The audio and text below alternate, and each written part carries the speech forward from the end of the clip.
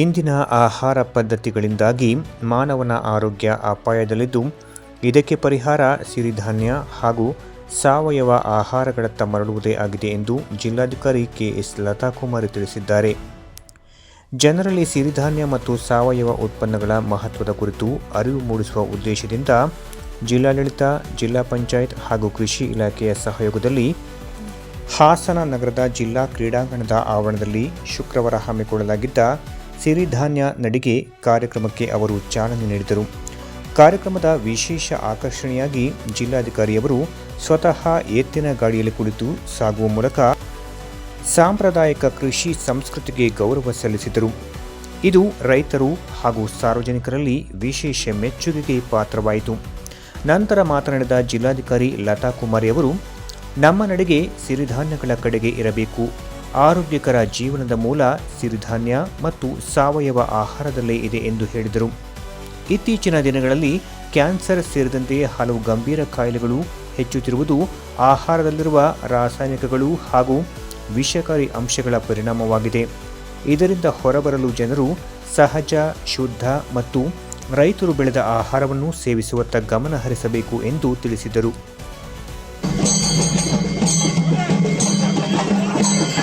ನಾವು ಸಿರಿಧಾನ್ಯ ಮತ್ತು ಸಾವಯವ ಉತ್ಪನ್ನಗಳ ಕುರಿತು ಅರಿವು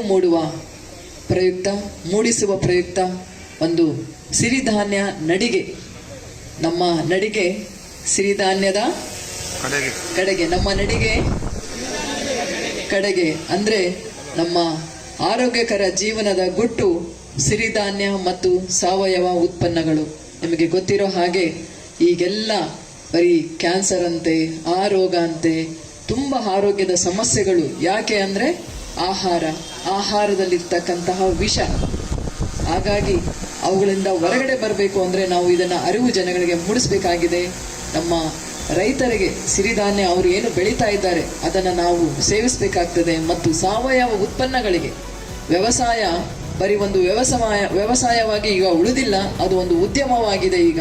ಹಾಗಾಗಿ ಅವುಗಳ ಉತ್ಪನ್ನ, ಈಗ ನಮ್ಮ JD ಅವರು ಹೇಳ್ತಾ ಇದ್ರು, ಅಗ್ರಿಕಲ್ಚರ್ ಬಿಯಾಂಡ್ ಪ್ರಾಡಕ್ಟ್ಸ್ ಅಂತ ಹೇಳಿ, ನಾವು ವ್ಯವಸಾಯವನ್ನು ಮೀರಿ ಒಂದು ಉದ್ಯಮವಾಗಿ ಪರಿಗಣಿಸ್ತಾ ಇರಬೇಕಾದ್ರೆ ಅದರ ಉತ್ಪನ್ನಗಳಿಗೆ ಒಂದು ಒಳ್ಳೆಯ ಮಾರುಕಟ್ಟೆ ಅನ್ನ ಕ್ರಿಯೇಟ್ ಮಾಡಬೇಕಾಗ್ತದೆ. ಹಾಗಾಗಿ ಪ್ರತಿಯೊಬ್ಬ ನಾಗರಿಕರು ಸಾವಯವ ಉತ್ಪನ್ನಗಳನ್ನು ಗುರುತಿಸಲಿ, ಅವನ್ನ ಬಳಸಲಿ ಮತ್ತು ಉಪಯೋಗಿಸಲಿ ಮತ್ತು ಒಳ್ಳೆಯ ಆರೋಗ್ಯಕರ ಜೀವನ ಅವರದಾಗಲಿ ಅಂತ ಹೇಳ್ತಾ, ಇವತ್ತು ತಾವೆಲ್ಲರೂ ಭಾಗವಹಿಸಿದ್ದೀರಿ ಈ ನಡಿಗೆಯಲ್ಲಿ.